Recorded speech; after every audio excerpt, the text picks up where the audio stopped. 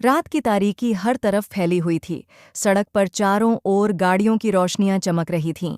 इन्हीं गाड़ियों के बीच एक गाड़ी ऐसी भी थी जिसमें मुकद्दस दुल्हन बनी बैठी थी। ये उसकी बारात की गाड़ी थी। आज उसकी शादी थी। कुछ देर पहले ही उसकी रुखसती हुई थी और अब वह अपने ससुराल की तरफ रवाना थी। दिल में नई जिंदगी शुरू करने की उम्मीदें और ख्वाहिशें थीं। वह खुश भी थी कि अपनी मोहब्बत से मिलने जा रही थी। उसने तो कभी ख्वाब में भी नहीं सोचा था कि उसकी शादी वुजदान शाह से हो सकती है। यह उसका ख्वाब था जो अब हकीकत बन चुका था। दूसरी तरफ अपने माँ बाप, हवेली और सहेलियों से दूर जाने का दुख भी उसे सता रहा था। वह पहली बार गांव की हदों से बाहर निकली थी। उसकी रुखसती शहर में हुई थी, जबकि वह गांव में पली बढ़ी थी। वुजदान शाह पेशावर में रहता था और मुकद्दस के गांव से पेशावर तक का फासला 5 से 6 घंटे का था। उसने शहरों के बारे में यही सुना था कि वहां के घर छोटे और तंग होते हैं। लोग एक दूसरे के दुख सुख से बेखबर रहते हैं, जबकि गांव में लोग खुले दिल से एक दूसरे की मदद करते हैं। वहां की फिजाएं भी खुली होती हैं और सब एक दूसरे के करीब रहते हैं। यह सब उसने कहानियों में भी पढ़ा था और वुजदान ने भी यही सब बताया था। वुजदान कौन था? वह एक ऐसा ख्वाब था जो मुकद्दस की आंखों में उतर आया था। किसी रियासत के शहजादे जैसा था। जब मुकद्दस ने उसे पहली बार देखा तो उसकी मोहब्बत में गिरफ्तार हो गई थी। वुजदान ऐसा ही था, हर किसी को अपनी शख्सियत के जादू में बांध लेता था। मुकद्दस भी एक भोली भाली, सीधी सादी गांव की लड़की थी। उसने पहली ही नज़र में वुजदान की मोहब्बत को पहचान लिया था। मगर वह लड़की थी। वह चाह कर भी अपने जज्बातों का इजहार नहीं कर सकती थी। वह एक फोटोग्राफर था जो गांव की खूबसूरती से मुतासिर होकर वहां आया था। कुदरत को करीब से देखकर उसकी तस्वीरों को कैनवस पर रंगों के रूप में बिखेरना चाहता था। वह सुबह भी आम सुबह जैसी ही थी, मगर ख़ास इसलिए थी क्योंकि उस सुबह वुजदान और मुकद्दस की मुलाकात हुई थी।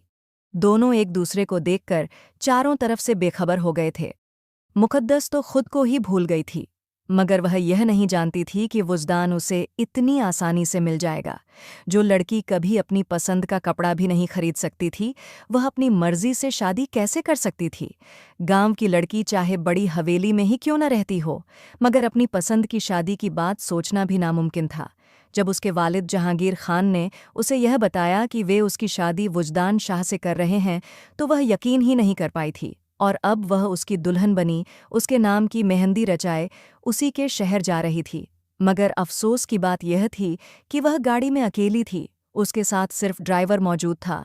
उसका गंजा सिर और घनी मूंछें देखकर मुकद्दस डर गई थी। काश वुजदान उसके साथ होता तो यह लंबा सफ़र उसके साथ कितना अच्छा कटता। जिंदगी में पहली बार वह इतना तैयार हुई थी। यह चमकदार लिबास पहना था, इतना मेकअप किया था। पहली बार अपनी नीली झील सी आंखों में लेंस लगाए थे, जिससे उसकी आंखें और भी हसीन लगने लगी थीं। अब वह थकान महसूस कर रही थी। न जाने कितना वक्त और बाकी था। शायद आधी रात बीत चुकी थी। उसके पास मोबाइल भी नहीं था जिससे वह वक्त का अंदाज़ा कर पाती। उसकी आंखें नींद से बोझिल हो रही थीं। सिर भारी हो रहा था। गांव में रहने के कारण वह जल्दी सोने की आदी थी। सूरज ढलते ही खाना खाकर सो जाना वहां की रिवायत थी। आखिरकार वह सफ़र ख़त्म हुआ और वे अपनी मंजिल पर पहुंच गए। जब मुकद्दस की गाड़ी रुकी तो 2 औरतों ने उसे पकड़कर घर के अंदर ले जाना शुरू किया। जब वह घर के अंदर दाखिल हुई तो यह देखकर हैरान रह गई कि यह एक बहुत बड़ी हवेली थी, जबकि वह तो समझ रही थी कि वह एक छोटे से घर में आई है। वुजदान शाह तो छोटे घर में रहता था, तो फिर यह हवेली किसकी थी और वह यहाँ क्यों लाई गई थी? मगर वह यह सवाल किससे पूछती? वह तो किसी को जानती ही नहीं थी। वुजदान भी कहीं नजर नहीं आ रहा था। उसने अपने साथ मौजूद औरतों को देखा जो बिल्कुल सादे हुलिये में थीं। कहीं से भी नहीं लग रहा था कि वो औरतें बारात के साथ आई थीं या किसी शादी वाले घर में मौजूद थीं। मुकद्दस हैरान परेशान सी उनकी मैयत में चलती जा रही थी। वो उसे लेकर एक कमरे में आईं। कमरे को बहुत खूबसूरती से सजाया गया था। जब उन्होंने मुकद्दस से खाने के लिए पूछा तो उसने ना में सिर हिला दिया। उस वक्त वो सिर्फ वुजदान से बात करना चाहती थी। उसकी मौजूदगी ही उसे ढाढ़स दे सकती थी। पहली बार वह अपने घर वालों से इतना दूर आई थी। वुजदान के भरोसे पर ही उसने इतनी दूर शादी की थी। वह उससे हद से ज़्यादा मोहब्बत करती थी। उसके साथ जिंदगी गुजारने के लिए कहीं भी जा सकती थी, अपने सबसे करीबी लोगों से भी दूर हो सकती थी। काफी देर गुजर चुकी थी, मगर वुजदान अभी तक कमरे में नहीं आया था। फिर दरवाजे के बाहर किसी के कदमों की आहट सुनाई दी तो उसका दिल धक से रह गया। फिर दरवाज़ा खुलने और बंद होने की आवाज़ आई। कोई भारी कदमों से उसके पास आकर रुका। मुकद्दस ने नज़रें उठाईं तो सामने काले बूटों में बंद पाँव नजर आए। उसने नज़रें झुका लीं। वो शर्म से कांप रही थी। तभी किसी ने बेरहमी से उसका घूंघट हटाया और चेहरा ऊपर किया। मुकद्दस हैरान रह गई क्योंकि वो वुजदान नहीं था, बल्कि कोई और था। तुम कौन हो और यहाँ क्या कर रहे हो? वो कांपती आवाज़ में बोली। और वुजदान कहाँ है? ये सुनकर उस आदमी ने उसका चेहरा जोर से दबोच लिया। खबरदार, जो वुजदान का नाम भी लिया, तुम मेरी बीवी हो, मेरे निकाह में हो। तुम्हारे मुंह से किसी गैर मर्द का नाम भी नहीं सुनना चाहता, वरना तुम्हारी जान ले लूंगा। मुकद्दस उसकी बात सुनकर हक्की बक्की रह गई। क्या कह रहे हो तुम? ऐसा कैसे हो सकता है? मेरा निकाह वुजदान से हुआ है। तुम झूठ बोल रहे हो, मुझे धोखा नहीं दे सकते। मगर वो आदमी गुस्से से दहाड़ा। तुम्हारा निकाह मुझसे हुआ है, और अगर अब वुजदान का नाम लिया तो तुम्हारी जुबान खींच लूंगा। मुकद्दस बुरी तरह सहम गई। तभी बाहर दरवाजे पर दस्तक हुई। दरवाज़ा खोला गया तो सामने एक औरत थी। वह आदमी जिसे मुर्तजा खान कहा गया, उस औरत से बोला, मौरे, अब आप इसे समझाएं कि मैं कौन हूं। औरत हैरान रह गई। तुम मुर्तजा खान हो? क्या ये लड़की नहीं जानती कि तुम कौन हो? फिर वो मुर्तजा बोला, ये कह रही है कि इसका निकाह वुजदान से हुआ है। आप इसे बताइए कि इसका निकाह मुझसे हुआ है। मौरे कहने लगी, बेटा, मुर्तजा ठीक कह रहा है। तुम्हारा निकाह मुर्तजा से ही हुआ है। वुजदान तो ऐन वक्त पर शादी तोड़कर चला गया। कोई नहीं जानता वो कहाँ गया। जमीन निगल गई या आसमान खा गया। ऐसे में मेरे बेटे ने तुम्हारी इज्जत बचाई, तुम्हारे बाप की पगड़ी संभाली, तुम्हें अपनाया, वरना जिसे बारात दरवाजे से लौट जाए उसे कौन अपनाता है?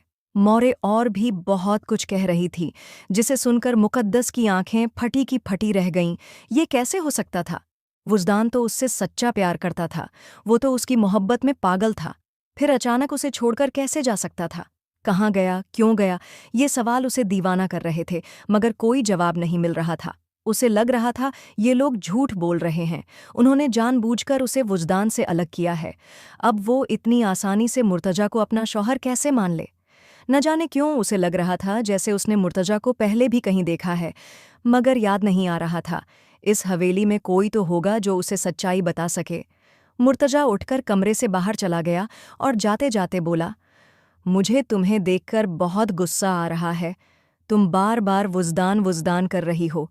अगर मैं ज्यादा देर यहाँ रहा तो या तुम्हें कुछ कर दूंगा या खुद को। मैं तुम्हें कल तक का वक्त देता हूँ। सोच लो, समझ लो कि मैं ही तुम्हारा शौहर हूँ, मैं ही तुम्हारा मालिक हूँ, मैं ही तुम्हारे साथ जिंदगी गुजारने वाला हूँ, उस भगौड़े की तरह नहीं जो तुम्हें छोड़कर चला गया। ये कहकर वो चला गया और मुकद्दस वहीं बैठकर फूट फूट कर रोने लगी। कोई नहीं था जो उसे हकीकत बताता। शायद इस हवेली में कोई ऐसा हो जो उसके सारे सवालों के जवाब दे। कमरे में उसका बैग पड़ा था। उसने उसमें से एक सादा सा जोड़ा निकाला, जेवर उतारे, कपड़े बदले और बाहर निकल आई। उसने आज की रात को लेकर जो ख्वाब देखे थे, कैसे वो टूट गए थे। अपने आप को संभालना चाहती थी, मगर नहीं कर पा रही थी।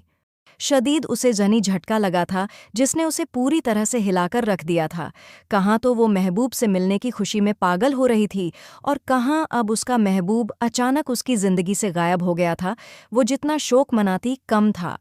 कमरे से बाहर निकली तो ये देखकर हैरान रह गई कि हवेली तो बहुत ही बड़ी थी, बिल्कुल उसकी अपनी हवेली की तरह। कमरों की एक लंबी कतार थी। वो बाहर निकलकर एक तरफ चलने लगी। सारे कमरे अंधेरे में डूबे हुए थे, जगह जगह नौकर खड़े थे। वो हैरान रह गई कि आखिर हवेली में किसे किससे खतरा था जो इतने ज्यादा नौकर तैनात थे, और वो सब चौकन्ने होकर मुकद्दस को देखने लगे। शायद वो मुकद्दस के बारे में जानते थे, तभी उनकी नज़रों में उसके लिए पहचान थी, वरना अगर वो उसे अजनबी समझते तो ज़रूर पूछताछ करते कि वो कौन है और रात के इस वक्त हवेली में क्यों घूम रही है। मगर शायद वो उसकी हैसियत से वाकिफ़ थे, तभी किसी ने उससे कोई सवाल नहीं किया। चलते चलते वो काफ़ी दूर निकल आई थी। सामने एक कमरा था जिसमें रोशनी आ रही थी। वो कमरे के अंदर गई। सामने दीवार पर नज़र पड़ी तो एक बहुत बड़ी तस्वीर टंगी हुई थी। ये मुर्तजा की तस्वीर थी। वही मुर्तजा जो मुकद्दस से निकाह करने का दावा कर रहा था, जो अभी थोड़ी देर पहले उसके कमरे से गुस्से में बाहर निकला था। वो टकटकी लगाकर उसकी तस्वीर देखने लगी। बेशक वो बहुत हैंडसम था, ऐसा कि जिसे देखकर इंसान अपनी पलकें झपकना भूल सकता था। ऊंचा लंबा, चौड़े कंधे, चौड़ी पेशानी, हरी आंखें, गोरा रंग, चेहरे पर हल्की दाढ़ी जो उसे देवताओं जैसा रूप दे रही थी। कितनी देर तक वो उसे देखती रही। फिर उसकी नज़र एक और तस्वीर पर पड़ी और उसे जोर का झटका लगा। उस तस्वीर में मुर्तज़ा के साथ जहांगीर खान भी था, यानी मुकद्दस का बाप। अपने बाप को मुर्तज़ा के साथ देखकर वो सोच में पड़ गई। फिर उसके जहन में एक झटका सा महसूस हुआ। उसे उस बात का जवाब मिल गया कि मुर्तज़ा उसे जाना पहचाना क्यों लग रहा था। ऐसा क्यों लग रहा था कि वो उसे पहले भी मिल चुकी है, देख चुकी है। मुर्तज़ा उसकी हवेली में 2-3 बार आया था और वो मुलाकातें ऐसी थीं जिन्होंने मुकद्दस को कई दिनों तक बेचैन रखा था। वो सोचने पर मजबूर हो गई कि आखिर मुर्तज़ा का रवैया इतना अजीब क्यों था। उस दिन वो अपनी सहेली से मिलने के लिए घर से बाहर जा रही थी। तभी दरवाजे से मुर्तज़ा खान अंदर दाखिल हुआ था। वो लोग शायद गांव में ज़मीनें देखने गए थे। साथ में बाबा साईं भी थे और नौकर भी। मुकद्दस को देखकर मुर्तज़ा खान की आंखों में सुर्ख डोरे दौड़ने लगे थे। मुट्ठियाँ कस गई थीं। चेहरे के तासुरात सख्त हो गए थे। ये देखकर मुकद्दस हैरान रह गई थी। वो शख्स इतना अजीब क्यों था? पहली मुलाकात में ही वो मुकद्दस को डरा गया था और दूसरी बार भी उसके तासुरात वैसे ही थे। मुकद्दस कितने दिन तक बेचैन रही थी। कई बार उसका दिल किया कि बाबा से पूछे कि वो कौन है और इस हवेली में क्यों आता है। मुकद्दस को देखकर उसका रवैया इतना अजीब क्यों हो जाता है? मगर फितरी शर्म और हया की वजह से उसने बाबा से कुछ नहीं पूछा, वरना बाबा क्या सोचते कि वो किसी गैर मर्द को इतने गौर से देखती है। अब तो उसकी जिंदगी में वुजदान शाह बहार की तरह आ गया था। उसे उसके अलावा किसी और को देखने का होश नहीं था, न ही किसी और के बारे में सोचने की ज़रूरत थी। ऐसे में वो मुर्तज़ा के बारे में सोचकर अपना वक्त क्यों जाया करती? अब वही मुर्तज़ा उसके सामने मौजूद था। उसे अपने पीछे खंखारने की आवाज़ सुनाई दी, जिसे सुनकर वो होश की दुनिया में आई। पलट कर देखा तो वहाँ मुर्तज़ा खड़ा था। आंखों में शरारत और होंठों पर मुस्कान लिए वो उसे देख रहा था। क्या देख रही हो? ये तो मानती हो कि मैं बहुत हैंडसम हूँ। लड़कियां तो मुझे देखकर पागल हो जाती हैं, मेरी मोहब्बत में, मेरे इश्क में आहें भरती हैं। और एक मैं हूँ जिसने सबको छोड़कर तुमसे निकाह कर लिया, तुम्हें अपनी ज़िंदगी में शामिल कर लिया। कदर कर लो मेरी। वो एक एक कदम उठाता हुआ उसके पास आने लगा और अब इतना करीब आ चुका था कि दोनों के दरमियान सारे फासले मिटते जा रहे थे। मुकद्दस जब होश में आई तो घबराकर पीछे हटी। दूर रहो मुझसे, मेरे करीब मत आओ। अरे, इतना गुस्सा किस बात पर दिखा रही हो? शौहर हूं मैं तुम्हारा, तुम कैसे रोक सकती हो मुझे इस बात से? वो हक जताने वाले अंदाज में बोला तो मुकद्दस का खून सूख गया। देखो, मैं किसी निकाह को नहीं मानती। मैं इतना जानती हूँ कि निकाह के बोलों में बहुत ताकत होती है। दो अजनबी दिलों को हमेशा के लिए एक कर देते हैं। अगर मेरा तुम्हारे साथ निकाह हुआ होता, मैं तुम्हारे साथ इतने करीबी रिश्ते में बंध चुकी होती, तो तुम्हारे लिए मेरे दिल में जज्बात ज़रूर पैदा होते। मगर मेरे जज्बात तो बिल्कुल मुख्तलिफ हैं। तुम मुझे अजनबी क्यों लग रहे हो? और तुम मेरी बाबा से बात करवाओ, मैं उनसे बात करना चाहती हूँ।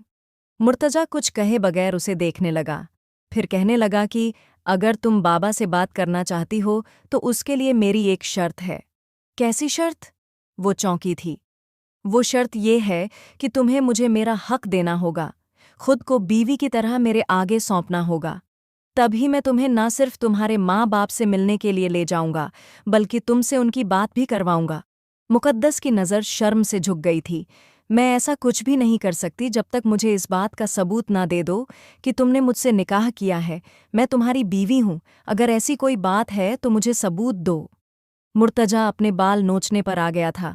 अरे, कहाँ से सबूत दूँ? निकाहनामा मेरे पास नहीं है, और अगर तुम्हें यकीन नहीं है मुझ पर तो मैं तुम्हारे साथ दोबारा निकाह करने को तैयार हूँ। मुकद्दस तो हक्का बक्का रह गई। ऐसा कैसे हो सकता है? निकाह पे निकाह नहीं हो सकता।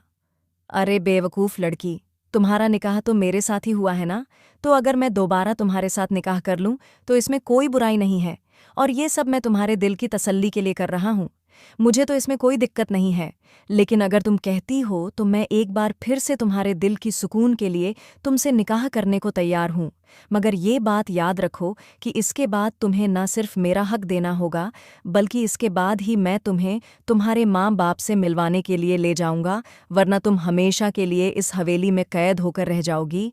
अपने माँ बाप की शक्ल देखने को तरस जाओगी, कभी उनसे मिल नहीं सकोगी। बताओ क्या फैसला है तुम्हारा? हाँ, वो तो सारा बोझ उसके कंधों पर रखकर अब उसकी हालत का मज़ा लेने लगा था। तब मुकद्दस ने सोचा कि मेरे पास इस आदमी की बात मानने के अलावा और कोई रास्ता नहीं है। मैं नहीं जानती कि वुजदान कहाँ है, और अगर ये सच कह रहा है कि मेरा निकाह इससे हुआ है तो इसमें किसी हद तक सच्चाई ज़रूर होगी। तभी वो कहने लगा, अगर मैं तुम्हारे लिए गैर महरम होता तो तुम्हारा बाप तुम्हें मेरे साथ क्यों रुखसत करता, ये तो सोचो। बाबा साईं ऐसा क्यों कर सकते थे? मुकद्दस वाकई सोचने पर मजबूर हो गई थी, मगर ये सवाल जस का तस कायम था कि वुजदान कहाँ था। अब वो सही माने में चकरा गई थी। उसे कुछ समझ नहीं आ रहा था कि ये सब क्या हो रहा है। उसने खुद को हालात के बहाव पर छोड़ दिया था। मुर्तजा से कहा कि वो निकाह करने के लिए तैयार है, और जब काजी वहां पर आया तो दोबारा से उन दोनों का निकाह हो गया था। सबके वापस जाने के बाद मुर्तजा कहने लगा, अब सच में तुम मेरी बीवी बन गई हो। मुकद्दस हैरान नज़रों से देखने लगी। क्या मतलब है तुम्हारी बात का? मेरा मतलब ये है कि अब तो तुमने भी ये बात मान ली कि तुम मेरी बीवी बन चुकी हो और हमारा निकाह हो चुका है। मैं तो पहले ही तुम्हें अपनी बीवी मानता था। चलो अब कमरे में, मैं तुमसे ज्यादा दूर नहीं रह सकता। मुझे मेरा हक दो, उसके बाद मैं तुम्हें तुम्हारे घर ले जाऊंगा। मुकद्दस तो बुरी तरह भड़क उठी थी। मैं इस सब के लिए ज़हनी तौर पर तैयार नहीं हूँ। जो कुछ मेरे साथ हुआ है, मुझे लगता है कि मैं पागल हो जाऊंगी। मुझे कुछ वक़्त दो, मुझसे फासले पर रहो। वो भागती हुई कमरे से बाहर निकल गई थी और उसी कमरे में आकर दम लिया था जहाँ पर वो रुकी थी। कमरे का दरवाज़ा उसने अंदर से बंद कर लिया था। पूरा दिन वो मुर्तज़ा से छुपती फिरती रही थी, मगर रात को वो उसके कमरे में आ गया था। कहाँ थी तुम? पूरा दिन मुझसे छुपती रही। क्या समझती हो कि तुम मुझसे बचकर दूर जा सकोगी? उसका लहजा गंभीर हो रहा था, आवाज़ जज्बात से बोझिल हो रही थी, जिसे देखकर मुकद्दस घबरा गई थी। वो पीछे हटने लगी थी, मगर मुर्तज़ा ने उसका बाजू पकड़कर अपने पास खींच लिया था। अपने और उसके दरमियान सारे फासले मिटा दिए थे, उसके फर्रार की सारी राहें बंद कर दी थीं। अब तुम कम से कम आज की रात यहाँ से बाहर कहीं नहीं जाने वाली। बाहर कोई नौकर भी नहीं था। उसने तमाम नौकरों को उनके क्वार्टर भेज दिया था। उसकी माँ भी शायद अपने किसी रिश्तेदार के घर गई थी। तभी तो शाम के बाद उसने मुर्तजा की माँ को नहीं देखा था। अब वहाँ थी उसकी सिसकियाँ, उसकी आहें और मुर्तजा की दीवानगी। वो बहुत जुनूनी हो रहा था। उस पर मुकद्दस के रोने का, उसकी सिसकियों का, किसी बात का कोई असर नहीं हो रहा था। और यूं भी वो खुद को इस सब में हक बजानिब समझ रहा था।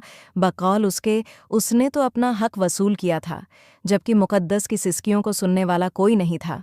जब अगले दिन उसकी आंख खुली तो मर्तुजा खान उसके आसपास कहीं मौजूद नहीं था।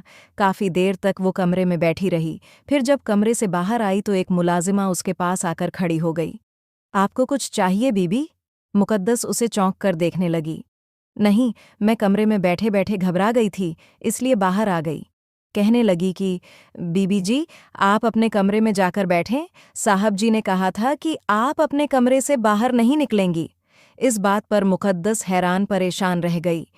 क्यों? ऐसा क्यों कहा तुम्हारे साहब ने? मुलाजिमा कहने लगी, जैसा साहब ने कहा है, मैं उनकी बात मानने की पाबंद हूँ। उन्होंने कहा था कि वो आज जल्दी घर आ जाएंगे, और अभी वो बस आने ही वाले होंगे। आप अपने कमरे में जाकर बैठिए, मैं आपके लिए नाश्ता वहीं ले आती हूँ। मुकद्दस हैरान परेशान सी कमरे में वापस आकर बैठ गई थी, और फिर बाकी का वक़्त उसने अपने कमरे में ही गुजारा था। बार बार उसका ज़हन वुजदान शाह की तरफ भटक रहा था। बार बार रात के बीते वाक़ियात उसकी आंखों के सामने घूमने लगते थे। वो सिर थाम कर रह गई थी। वो लम्हात जो परफिशां होने वाले थे, जो उसके लिए खुशी का बाइस बनने वाले थे, वो लम्हात उसके लिए तकलीफ और अजियत का बाइस बने थे। अभी तक उसे उस अजियत का एहसास हो रहा था शाम को जब मर्तुज़ा खान वापस आया तो एक गहरी नज़र उसके सरापा पर डाली थी। मुझे यकीन है कि इस पूरे दिन में तुमने बहुत अच्छे से गौर व फिक्र कर लिया होगा। तुम्हें अंदाज़ा हो गया होगा कि मेरी बात मानने में ही तुम्हारी भलाई है, और जो बात तुम सीधे तरीके से नहीं मानोगी वो मैं तुमसे दूसरे तरीके से भी मनवा सकता हूँ। तब मुकद्दस ने झकमी नज़रों से उसे देखा था। मर्तुजा का अंदाज़ा एक हद तक बिल्कुल दुरुस्त हुआ था, क्योंकि मुकद्दस बुरी तरह से सहम कर रह गई थी। इतना उसे अंदाज़ा हो गया था कि जब तक मर्तुजा न चाहे वो यहाँ से बाहर नहीं जा सकती, अपने माँ बाप से नहीं मिल सकती। हैरत तो माँ बाप पर थी। अभी तक उन्होंने खुद भी मुकद्दस से राब्ता करने की कोशिश नहीं की थी, जबकि वो तो उससे बहुत मोहब्बत करते थे, उनकी लाडली बेटी थी। मगर ये क्या कि शादी करते ही वो लोग भी बदल गए थे। उन्हें ख्याल नहीं रहा कि उनकी एक बेटी भी है जिसको ब्याहा है, दफनाया नहीं है। मर्तुजा खान उसे अपने साथ ऊपर वाले पोर्शन में ले गया था। ये हवेली बहुत बड़ी थी और अब मुकद्दस जैसे हवेली के इस पोर्शन में कैद होकर रह गई थी। यहाँ पर सिर्फ एक ही मुलाजिमा थी जिसका नाम नूरी था। वो सारा दिन उसके सिर पर ही सवार रहती थी। मुकद्दस क्या कर रही है, क्या खा रही है, कहाँ बैठी है, पूरा दिन मर्तुजा खान उससे फ़ोन करके मुकद्दस के बारे में रिपोर्ट लेता रहता था। मुकद्दस को लगने लगा था जैसे वो इस खूबसूरत से पिंजरे में क़ैद होकर रह गई है, जहाँ से रहाई का कोई रास्ता नहीं है। नूरी पूरा दिन ही उसके पास रहती थी, जैसे नूरी के पास करने के लिए इससे ज़्यादा ज़रूरी कोई काम नहीं था। कभी कभी वो उसकी हर वक्त की निगरानी से झुंझला जाती थी। तुम्हें कोई काम नहीं है नूरी? तब नूरी बेबसी से मुस्कुरा देती। नहीं बीबी जी, मेरा काम तो आपकी खदमत करना है। मेरा इसके अलावा कोई काम नहीं है। तुम्हारे माँ बाप होंगे, रिश्तेदार, बहन भाई, क्या तुम्हारा कोई भी नहीं है जिससे तुम मिलने जाओ, जिनके साथ वक़्त गुजारो? उसकी बात सुनकर नूरी की आंखों में आंसू आ जाते थे। मैंने अपनी जिंदगी में माँ के अलावा और कोई रिश्ता नहीं देखा। मैं छोटी सी थी जब मेरी माँ इस दुनिया से चली गई थी। मैं इसी हवेली में बचपन से रही हूँ। बचपन से हवेली के मकीनों की खिदमत करती रही हूँ और अब साहब के कहने पर मैं आपके साथ मौजूद रहती हूँ। यही मेरा काम है, यही मेरी जिंदगी है, यही मेरा घर है, यही मेरा सब कुछ है। इसके अलावा मेरी जिंदगी में और कोई नहीं है। मुकद्दस को उसका अंदाज देखकर महसूस हो गया था कि वो इस जिंदगी से खुश नहीं है। उसका भी जी चाहता होगा अपनी मर्जी से खुली फजाओं में सांस लेने का, मगर उसने देखा था कि नूरी भी उसकी तरह महज इस चारदीवारी में कैद होकर रह गई थी।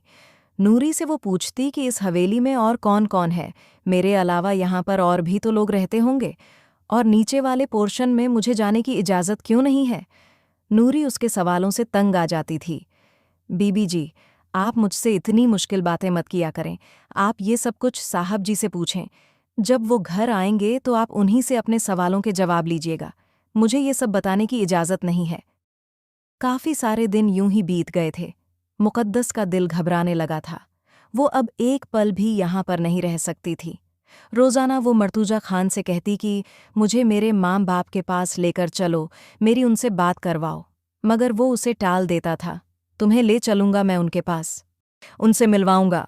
पहले वो जो उसे कहता था कि तुम मुझे अपना पति स्वीकार करो ताकि मैं तुम्हें अपने माँ बाप से मिलवाने के लिए ले जाऊंगा, अब उसे कहने लगा कि जब तक तुम मुझे औलाद की खुशखबरी नहीं सुनाओगी तब तक तुम इस घर में रहोगी, इस घर से बाहर निकलने की इजाज़त नहीं दे सकता। मुकद्दस चुपचाप इस सितमगर को देखती जा रही थी।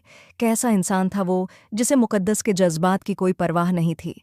कहाँ तो वो तन्हाई में उस पर अपनी शिद्दतें लुटाता, उसे अपनी मोहब्बत का यकीन दिलाता, और यह कैसी मोहब्बत थी जो उसे अपनी बीवी की दिल आज़ारी का ख्याल ही नहीं था। वो उसे तकलीफ़ पहुंचाए जा रहा था, उसे उसके अपनों से दूर रखे हुए था। ये तो मोहब्बत नहीं हुई, ये तो खुदगर्जी थी जो मर्तुज़ा खान दिखा रहा था। औलाद पैदा करना तो मुकद्दस के हाथ में नहीं था, ये तो ऊपर वाले की देन थी। वो दिन रात यही दुआ मांगने लगी थी कि अल्लाह उसकी गोद जल्दी से हरी कर दे ताकि वो जल्दी से अपने घर वालों से मिल सके, और फिर अल्लाह ने उसकी दुआ जल्दी सुन भी ली थी। वो बहुत ही ज़्यादा बीमार रहने लगी थी। पिछले कुछ दिनों से उसे चक्कर आ रहे थे, कमज़ोरी महसूस हो रही थी, खाने को भी उसका जी नहीं चाहता था, और जब वो बहुत ज़्यादा कमज़ोर हो गई तो मर्तुज़ा खान उसकी तरफ से चिंतित हो गया था। फिर घर में ही उसने एक डॉक्टर को बुलाया। पहली बार जब मुकद्दस ने उस युवा डॉक्टर को मर्तुज़ा के साथ आते हुए देखा तो वो ठिठक कर रह गई थी। सोचने लगी कि यह युवा लड्डज की मर्तुज़ा के साथ कौन है, किस हैसियत से इस घर में आई है। लड्डज की बहुत खूबसूरत थी और अपने हुलिये से पढ़ी लिखी भी मालूम हो रही थी। जब मुकद्दस को पता चला कि वो डॉक्टर है और उसका चेकअप करने के लिए आई है, तो मुकद्दस को अजीब सा सुकून महसूस हुआ था। अब इस हालत से वो खुद भी घबराई थी। वो मर्तुज़ा खान के बारे में इतनी गंभीरता से क्यों सोचने लगी थी? क्या वो भी मर्तुज़ा खान को पसंद करने लगी थी? यह सोचकर वो घबराई थी। वो तो वुज़दान शाह से मोहब्बत करती थी, उसी के ख्वाब देखती थी। उसके अलावा अपनी ज़िंदगी में किसी और के बारे में सोचा भी नहीं था। मर्तुज़ा खान तो ज़बरदस्ती उसकी ज़िंदगी में शामिल हुआ था, किसी अनचाहे मेहमान की तरह। मगर यह क्या कि अब उसके जज्बात मर्तुज़ा खान के लिए बदलने लगे थे। डॉक्टर ने उसका चेकअप किया तो मर्तुज़ा खान को वो खुशखबरी सुनाई जो सुनने के लिए वो बेताबी से इंतज़ार कर रहा था। उसकी तो खुशी देखने लायक थी। अब वो मुकद्दस का पहले से ज़्यादा ख्याल रखने लगा था, उसकी खुराक का, उसकी पसंद नापसंद का, हर मामले में उसकी मर्ज़ी को प्राथमिकता देने लगा था। अब जब भी वो अपने माँ बाप से मिलने की बात करती तो वो गुस्से में नहीं होता था, बल्कि प्यार से उसे समझा देता कि बस कुछ दिन सब्र कर जाओ। अभी डॉक्टर ने सख्ती से मना किया हुआ है कि तुम लंबा सफ़र नहीं कर सकती, वरना मेरे बच्चे को कोई नुकसान पहुंच सकता है। इसी वजह से मैं चाहता हूं कि जब तक डॉक्टर नहीं कहेगी तब तक मैं तुम्हें कहीं भी नहीं लेकर जाऊंगा। तुम्हें लंबा सफ़र करने की इजाज़त नहीं दे सकता। तब वो चुपचाप रह जाती थी। वो इस पोर्शन में कैद होकर रह गई थी। हर वक्त दरवाज़ा लॉक रहता था। उस दिन भी जब वो चलते चलते दरवाजे के पास आई तो उसे महसूस हुआ कि बाहर से लोगों के हंसने हंसी की आवाज़ें आ रही हैं, बच्चों की हंसी की किलकारियाँ, औरतों की आवाज़ें। जबकि नूरी ने उसे बताया था कि यहाँ सिर्फ इन दोनों के अलावा कोई नहीं है, तो फिर ये आवाज़ें किसकी थीं? इसका मतलब था कि नीचे वाले पोर्शन में कोई मौजूद था, मगर उसके शौहर ने उसे सबसे अलग थलग क्यों रखा हुआ था? शाम को जब मर्तुज़ा खान घर आया तो उसने यही सवाल उससे पूछा, तो वो झुंझला गया था। एक तो तुम सवाल बहुत करती हो, किसी बात को समझती नहीं हो। अब जब मैंने कह दिया है कि मैं तुम्हें सब कुछ बता दूंगा, सब लोगों से मिलवाने के लिए ले जाऊंगा, तो तुम मेरी बात को समझ क्यों नहीं रही हो? अब मैं दोबारा तुम्हारे मुंह से कोई बेमानी बात न सुनूं। मुझे बहस करने वाली औरतें बिल्कुल भी पसंद नहीं हैं। चुपचाप जो कहा है वो करो, कुछ दिन सब्र कर जाओ, मैं तुम्हें ले जाऊंगा। वो दो टूक अंदाज में बोला। तब मुकद्दस आंसू पीती रह गई थी। यह सच था कि अब वो वुज़दान शाह को पहले की तरह याद नहीं करती थी। पहले की तरह उसे याद करके उसके दिल में अफसोस नहीं उठता था, मगर उसके दिल में यह जिज्ञासा अब भी बनी हुई थी कि वुज़दान शाह आखिर कहाँ गया।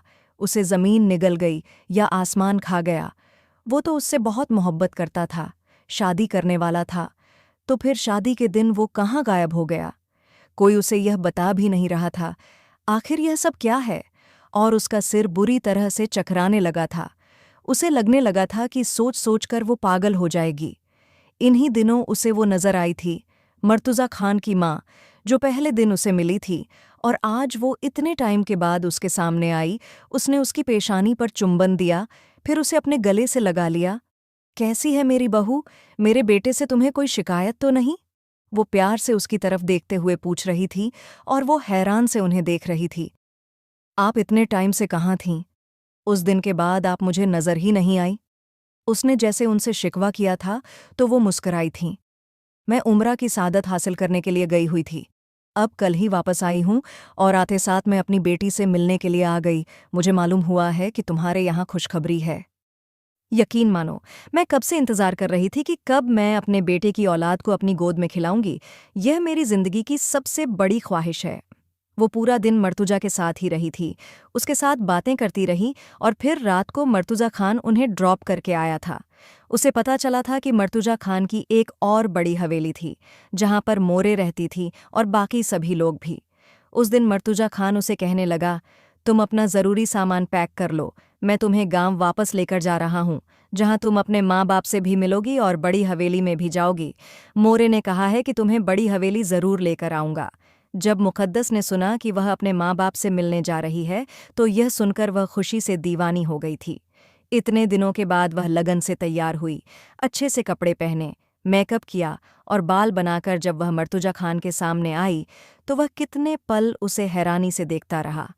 तुमने कभी मेरे लिए तो इतना एहतिमाम नहीं किया, कभी इतनी खुशी से मेरा स्वागत नहीं किया, मेरे लिए तैयार नहीं हुई, तो अब क्यों?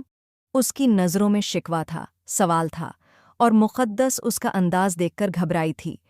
वह सरफिरा इंसान था। कहीं ऐसा न हो कि गुस्से में आकर वह उसका जाना ही कैंसल कर दे। वह भी जैसे उसके चेहरे पर आते जाते रंगों को गौर से देख रहा था, तो कहने लगा, मैं अपनी बात का पक्का हूँ। जब एक बार जुबान दे दी, कोई बात कह दी तो मैं अपनी बात से पीछे नहीं हटता। फिक्र मत करो, अगर मैंने तुम्हें कहा है कि तुम्हारे माँ बाप के पास लेकर जाऊंगा, तो अब मैं अपनी बात से पीछे हटने वालों में से नहीं हूं। चलो चलो, फिर हमें आगे भी सफ़र तय करना है। मुक़द्दस तो जैसे हवाओं के संग उड़ती जा रही थी। इस पूरे वक़्त में वह पहली बार खुलकर मुस्कुराई थी। दिल में हज़ारों सवाल थे। आज मर्तुजा खान खुद ही अपनी गाड़ी चला रहा था। उनके पीछे एक गाड़ी थी जिसमें उसके सिक्योरिटी गार्ड और उसके मुलाजिम भी थे, मगर इस गाड़ी में वो दोनों अकेले थे। मर्तुजा खान आज उसके साथ अकेले सफ़र तय करना चाहता था। वे लोग अब काफ़ी आगे निकल चुके थे और गांव पहुंचने वाले थे। जब कब्रिस्तान के पास मर्तुजा ने अपनी गाड़ी रोक दी थी तो उसे कहने लगा, तुम गाड़ी में बैठो, बाहर निकलने की ज़रूरत नहीं है। मैं यहाँ फातिहा ख्वानी करके वापस आता हूँ, 2 मिनट की बात है। वह कब्रिस्तान में गया तो मुक़द्दस भी कुछ सोचकर नीचे उतर कर आ गई थी। यहाँ पर मर्तुजा खान के परिवार के बहुत सारे लोग थे जो दफन थे। उसके पिता की कब्र भी यहीं पर थी। मुक़द्दस भी चलते चलते उसके पास आ गई थी जहाँ मर्तुजा खान खड़ा था। उसकी साथ वाली कब्र पर मुक़द्दस की नज़र पड़ी तो उसका मुंह हैरानी से खुला का खुला रह गया था। कब्र की तख्ती पर वुजदान शाह का नाम लिखा हुआ था और उसकी तारीख़-ए-वफ़ात वहीं थी जब मुक़द्दस की शादी हुई थी। मतलब मुक़द्दस की शादी वाले दिन ही वुजदान का इंतकाल हो गया था। ऐसा कैसे मुमकिन है? और अगर ऐसा था तो मुक़द्दस को इस सबसे बेखबर क्यों रखा गया था? क्या हुआ था वुजदान शाह के साथ? उसे हैरानी से बत बना देखकर मर्तुजा खान ने उसकी नज़रों के ताक़ुब में देखा तो उसके चेहरे की नसें तन गई थीं। चलो मैंने मना भी किया था कि गाड़ी से बाहर मत निकलना। तुम बहुत ज़िद्दी हो, अपनी ही करती हो। कुर्बान जाओ जो कभी मेरी कोई बात सुनो। वह लगातार बड़बड़ा रहा था, जबकि मुक़द्दस को समझ नहीं आ रहा था कि आखिर उसे गुस्सा किस बात पर आ रहा है। मुक़द्दस के दिल की हालत अजीब हो रही थी। दिल जैसे टूट चुका था, आंसू आंखों से बहने को बेताब थे। और फिर वह अपने गांव की हदों में दाखिल हो गई थी। उसकी आंखें भीग गई थीं। सारी जिंदगी इसी गांव में गुजारी थी। सहेलियां, यह गांव, यह गलियां, सब कुछ उसे याद आ रहा था। उसने अपने घर को, गांव को कितनी हसरत से देखा था। आज उसे महसूस हो रहा था कि अपनों से दूर होना बहुत मुश्किल है। इंसान कभी भी अपनी मिट्टी से दूर रहकर खुश नहीं हो पाता। कभी न कभी उसे वापसी का ख्याल ज़रूर आता है, और वह तो हमेशा बेताब रहती थी यहाँ आने के लिए, अपने माँ बाप से मिलने के लिए। और फिर जब हवेली में दाखिल हुई, अपने माँ बाप को देखा तो सारे बंधन जैसे टूट गए थे। वह उनके गले लगकर फूट फूट कर रो पड़ी थी, मगर उसे हैरानी हो रही थी कि उनके अंदाज में वैसी गर्मजोशी नहीं थी जैसे मुक़द्दस के अंदाज में उनके लिए थी। उन्होंने एक बार भी उसे मर्तुजा खान के साथ देखकर कोई सवाल नहीं किया था। उसे नहीं पूछा था कि उसकी ज़िंदगी कैसे गुजर रही है और वह इतने टाइम से मिलने के लिए क्यों नहीं आई। जब मुक़द्दस ने उनसे शिकवा किया तो उसके माँ बाप मुस्कुरा दिए, कहने लगे, तुम अपने घर में खुश थी, हमें यह सुनकर ही तसल्ली हो गई थी। हमें मर्तुजा खान पर बहुत भरोसा है। हमें यकीन था कि वह तुम्हारा बहुत अच्छे से ख्याल रख रहा है। अब वह अपने माँ बाप से भी बेजार हो गई थी। अपनी माँ से 1-2 बार उसने वुजदान शाह के बारे में पूछा तो माँ ने उसके चेहरे पर हाथ रख दिया। दोबारा उस इंसान का नाम भी अपनी ज़ुबान पर मत लाना। तुम नहीं जानती कि वह इंसान हमें कितनी बड़ी मुसीबत में डालने वाला था। यह तो मर्तुजा खान का एहसान है कि हम ऐसे आदमी से बच गए, और तुम भी दोबारा उसका नाम अपनी ज़ुबान पर मत लाना। मैं नहीं चाहती कि मेरी बेटी ऐसे इंसान के बारे में सोचे। मुझे तो यह सोचकर अफसोस हो रहा है कि तुम ऐसे इंसान के साथ जुड़ी रही। इसके लिए तुमने अपने दिल में नरम जज्बात पैदा कर लिए। लेकिन अब नहीं मेरी बेटी, अब मैं तुम्हें इस बात की इजाज़त नहीं दूंगी कि तुम दोबारा इस इंसान का नाम लो। और मुक़द्दस हैरान परेशान रह गई थी। आखिर वुजदान शाह ने ऐसा क्या किया था कि सब लोग उससे नफ़रत करने लगे थे? और ये माँ बाप उसे देखकर बिल्कुल भी गर्मजोशी या मोहब्बत का इजहार नहीं कर रहे थे। वह उनसे मिलने के लिए कितनी बेहताबी से तड़प रही थी, लेकिन वे लोग तो बिल्कुल नॉर्मल अंदाज में उससे मिले थे। उसी दिन शाम को मर्तुजा खान ने जाने की इजाज़त मांगी तो उन्होंने मुक़द्दस को रोकने के लिए ज़्यादा जिद नहीं की थी। उसकी माँ कहने लगी, मेरी बेटी तुम्हारे साथ खुश है, यह देखकर हम लोग मुत्मिन हो गए हैं। हम लोग कभी भी नहीं चाहेंगे कि तुम दोनों के बीच कोई दूरियां आएं। बेटी खुश रहे, माँ बाप को इससे ज़्यादा और क्या चाहिए। और वह उनसे बेहजार सी होकर मर्तुजा खान के साथ वापस चली आई थी। मर्तुजा खान बिल्कुल चुप था। उसने मुक़द्दस से किसी भी बारे में कोई बात नहीं की थी, चुपचाप ड्राइविंग कर रहा था, जबकि मुक़द्दस का दिमाग अलग अलग ताने बाने बनाने में व्यस्त था। मर्तुजा उसे लेकर एक बहुत बड़ी हवेली में ले आया था। हवेली क्या थी? यह एक महल था जिसमें नौकरों की एक फौज जैसी थी। यहाँ पर मर्तुजा खान के परिवार के बहुत सारे लोग मौजूद थे। सब लोग ही उससे बहुत प्यार से मिले थे, उसे इतना मान दिया और इतनी इज्जत दी कि वह खुद ही शर्मिंदा हो गई थी। मर्तुजा खान भी वहाँ पर उसे लाकर जैसे उससे बेखबर हो गया था। वह मर्दाने खाने में चला गया था। यहाँ पर करने के लिए बहुत सारे काम थे जो उसके इंतज़ार में थे। ये हवेली तो बिल्कुल किसी महल जैसी थी। मुक़द्दस की हवेली तो इसके सामने कुछ भी नहीं थी। यहाँ पर एक सिरे से इंसान चलना शुरू करता तो दूसरे सिरे तक पहुँचने में उसे कितना वक्त लग जाता। मुक़द्दस तो हैरानी से आंखें फाड़े यह सब देखती जा रही थीं। आज उसकी रज़िया बुआ से मुलाकात हुई थी। रज़िया बुआ यहाँ पर मुलाजिमों में सबसे बड़ी थीं। रज़िया बुआ की बात ही कुछ अलग थी। वह मर्तुजा खान से भी बहुत प्यार से पेश आती थीं। उनका कहना था कि मर्तुजा खान मेरे ही हाथों में पलकर बड़ा हुआ है। मर्तुजा खान भी उन्हें बहुत इज्जत देता था। बातों बातों में मुक़द्दस के मुंह से वुजदान का नाम निकल गया था। वह कहने लगी, बुआ, आप कई सालों से यहाँ पर रह रही हैं। आपसे एक बात पूछना चाहती हूँ, क्या आप मुझे सच सच मेरी बात का जवाब देंगी? तब बुआ हैरानी से उसे देखने लगीं। हाँ बेटी, बोलो, ऐसी कौन सी बात है जो मेरी बेटी को इतना परेशान कर रही है? वह प्यार से पूछने लगीं। मुक़द्दस ने जब उनके सामने वुजदान शाह का नाम लिया तो वह आंखें फाड़े से देखती रही। फिर टोका और कहने लगी, बेटी, तुम मासूम हो, न समझ हो। तुम मर्तुजा खान के गुस्से को नहीं जानती हो। वह अपनी चीज़ पर तो किसी का साया भी नहीं देख सकता। तुम उसकी बीवी हो। अगर किसी ने तुम्हारे मुंह से वुजदान शाह का नाम सुन लिया तो अच्छा नहीं होगा। भूल जाओ इस इंसान को। बुआ ने भी वही बात की थी जो उसकी माँ ने की थी। आखिर ऐसा क्या था जो सब लोग जानते थे, लेकिन मुक़द्दस बेखबर थी? ऐसी कौन सी हकीकत थी जिसे मुक़द्दस से अनजान रखा गया था, और क्यों? वह बुआ के सामने हाथ जोड़कर कहने लगी, मुझे सच सच बताएं कि वुजदान शाह कौन था और वह कहाँ गया। अगर मुझे इन सारे सवालों के जवाब नहीं मिले तो मैं पागल हो जाऊंगी। कोई नहीं ऐसा जो मुझे सब कुछ सच सच बता सके। मुझे आपसे यह उम्मीद नहीं थी कि आप भी मुझे बेखबरी में रखेंगे। आखिर आप लोग मुझे क्यों नहीं बताते कि वुजदान शाह ने ऐसा क्या किया है? सब लोग उसे नफरत करने लगे हैं, उसका नाम सुनने से घबराते हैं, और मुझे तो यह समझ नहीं आ रहा कि मेरी शादी वाले दिन उसका इंतकाल कैसे हो गया। मैं तो किसी बारे में नहीं जानती। सच सच बताएं कि क्या हुआ था। मगर रज़िया बुआ किसी भी तरह से बात मानने को तैयार नहीं थीं। वह बार बार यही कह रही थीं कि तुम उसका नाम मत लो। तब मुक़द्दस ने उनके सामने हाथ जोड़ दिए और अपने पेट पर हाथ रखकर कहने लगी, बुआ, अगर आपको यह डर है कि मैं आपकी बात किसी को बता दूंगी, तो मैं अपने होने वाले बच्चे की कसम खाकर कहती हूँ कि यह बात मैं किसी को नहीं बताऊंगी। ये राज मैं अपने तक रखूंगी, और अगर मैंने कभी किसी को कुछ बताया तो मेरे बच्चे की मौत हो जाएगी। तब बुआ ने उसके मुंह पर हाथ रख दिया और कहा, ऐसी बातें मत करो। अगर तुम सुनना चाहती हो तो सुनो। मर्तुजा खान तुम्हारी शादी की खबर सुनकर तुम्हारे घर में क्या था, क्योंकि तुम्हारा पिता मर्तुजा खान से बहुत मोहब्बत करता है, उसे अपना बेटा मानता है। उसने एक बार मर्तुजा खान की जान बचाई थी, तभी मर्तुजा खान भी तुम्हारे बाप को अपना मौसन समझता है। तभी तो उसका तुम्हारे घर में भी आना जाना था। मर्तुजा खान उस दिन शादी की खबर सुनकर गया था, क्योंकि तुम्हारे बाप ने उसे बहुत खलूस दिल से दावत दी थी। और तब बंद कमरे में क्या हुआ? कोई नहीं जानता था। उस कमरे में मर्तुजा खान, तुम्हारा बाप और वुजदान शाह तीनों मौजूद थे। और फिर यह सब तुम्हारे और वुजदान शाह के निकाह के बाद हुआ था। जब सब लोगों ने मर्तुजा खान को बहुत गुस्से में देखा था, वह वुजदान शाह पर हमला कर रहा था, उसे जान से मार देना चाहता था, मगर तुम्हारे बाप ने उसके सामने हाथ जोड़ दिए कि ऐसे मत करो, मेरी बेटी का तमाशा बन जाएगा, उसे कोई भी नहीं अपनाएगा। मर्तुजा खान कहने लगा कि मैं अपनाऊंगा आपकी बेटी को, मैं आपकी बेटी से शादी करूंगा। फिर उसके बाद क्या हुआ, वुजदान शाह की मौत कैसे हुई, मैं इस बारे में कुछ नहीं जानती।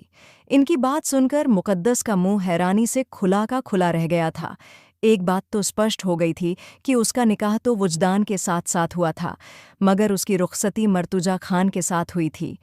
यह सब क्या था, उसे तो बिल्कुल भी समझ में नहीं आ रहा था। कहाँ तो वह यह समझ रही थी कि बोआ की बातें सुनकर वह अपनी उलझन को सुलझा सकेगी, उसके सारे सवालों के जवाब मिल सकेंगे, मगर बोआ ने तो उसे और ज्यादा उलझा दिया था। अब उसके दिमाग में और भी सवाल उठने लगे थे जिनका जवाब देने के लिए कोई भी नहीं था। इन सारे सवालों के जवाब तो या तो मर्तुजा खान दे सकता था या फिर उसका बाप, और मर्तुजा खान तो उसके मुंह से वुजदान का नाम सुनकर हट्ठे से उखड़ जाता था, बेहद गुस्से में आ जाता था। वह पूछे तो किससे पूछे, मगर आज मर्तुजा घर आया तो वह उसे देखकर फट पड़ी थी। उसके दिमाग में यही सब चल रहा था कि वुजदान का कत्ल मर्तुजा खान ने खुद किया है, उसे रास्ते से हटा दिया है क्योंकि वह खुद उससे शादी करना चाहता था। मगर इसकी क्या वजह थी और क्यों? अगर वह उसे पसंद करता था तो वह सीधी तरह से उससे शादी कर सकता था। क्या सब करने की जरूरत थी? मर्तुजा खान को देखकर वह फट पड़ी थी। मुझे मेरा बाप भी कुछ बताने पर तैयार नहीं है। अब मुझे लगता है कि तुमने अपने असर और रसूख से मेरे बाप का मुंह भी बंद कर दिया। मुझे सच सच बताओ कि तुमने वुजदान शाह का कत्ल क्यों किया, क्यों उसकी जिंदगी छीन ली? आखिर क्यों किया तुमने ऐसा? मुझसे मेरी मोहब्बत छीन ली, मेरी खुशी को मुझसे दूर कर दिया। बस कर दो, मर्तुजा खान गुस्से से दहाड़ कर बोला था। अपनी बकवास बंद करो। मैं तुम्हें कितनी बार कह चुका हूं कि तुम इस इंसान का नाम मेरे सामने मत लो। तुम्हें मेरी बात समझ में नहीं आती। वह खौफनाक तेवरों से उसकी तरफ बढ़ा था, मगर बहुत मुश्किल से उसने अपने गुस्से को काबू पा लिया था, क्योंकि वह इस हालत में था कि वह उस पर गुस्सा उतार कर उसे कोई नुकसान नहीं पहुंचाना चाहता था, और मुकद्दस भी यह बात अच्छी तरह समझती थी। तभी वह और ज्यादा ऊंची आवाज में कहने लगी, मैं बोलूंगी, जब तक मुझे सच नहीं मालूम हो जाता मैं तुमसे यह सवाल पूछती रहूंगी। मुझे बताओ कि कहाँ है वह, क्यों तुमने उसे कत्ल किया? वह एक अच्छा इंसान था, नेक इंसान था, तुमने उसकी जिंदगी छीन ली, वह भी तो किसी का बेटा था।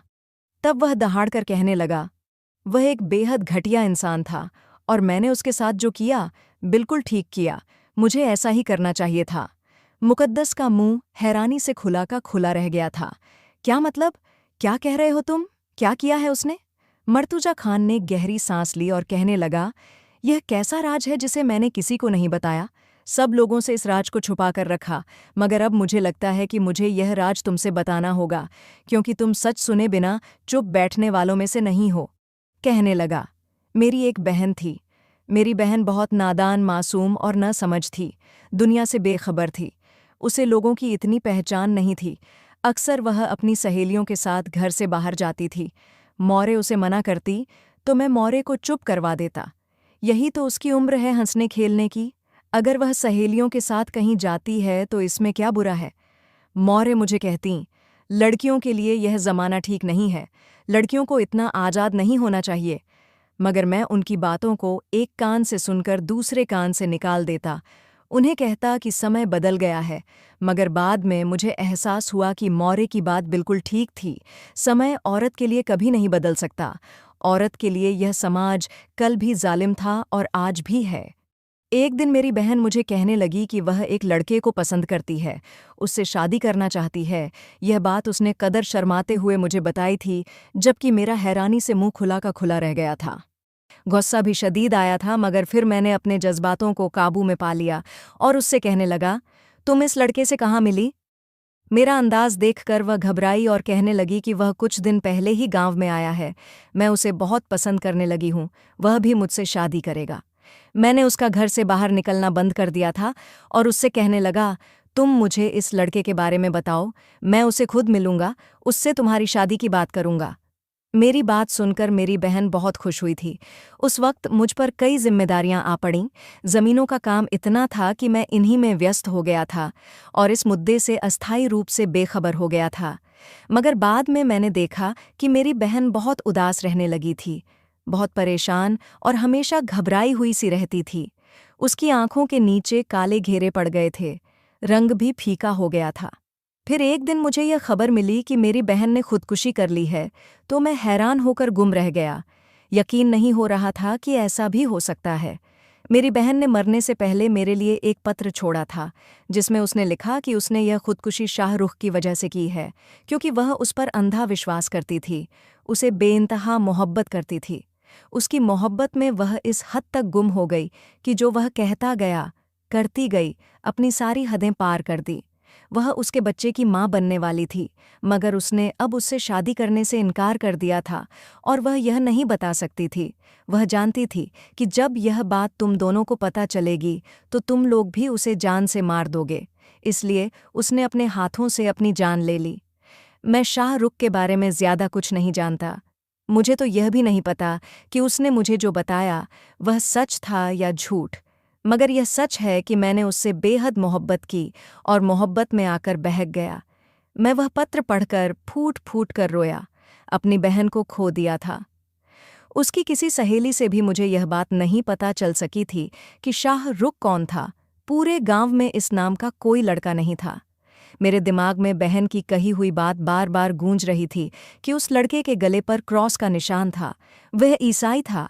मेरी वजह से ही उसने इस्लाम स्वीकार किया था। यह क्रॉस का निशान बचपन में उसने अपने गले पर किसी ब्लेड से बनाया था। उसके निशान अभी तक उसकी गर्दन पर मौजूद थे। और उस दिन जब मैंने तुम्हारी शादी का निमंत्रण पाकर वहां गया तो तुम्हारे अब्बू को बहुत परेशान देखा। वह कहने लगे कि वुजदान ने उनके सामने यह शर्त रखी है कि वह सारी ज़मीन संपत्ति उसके नाम करेंगे। वह मेरी बेटी से निकाह कर चुका है, मगर अब वह रुखसती सिर्फ इस शर्त पर करने को तैयार है कि वह सारी ज़मीन संपत्ति उसके नाम करेंगे, वरना वह अभी मेरी बेटी को तलाक दे देगा और फिर वह सारी ज़िंदगी उसी घर में बैठी रहेगी। ये सुनकर मुझे बहुत गुस्सा आया था। मेरी वुजदान के साथ हाथापाई हुई थी। वुजदान के साथ हाथापाई में मेरी नज़र उसकी गर्दन पर गई तो मेरी आंखें फटी की फटी रह गईं। उसके गले पर क्रॉस का निशान था।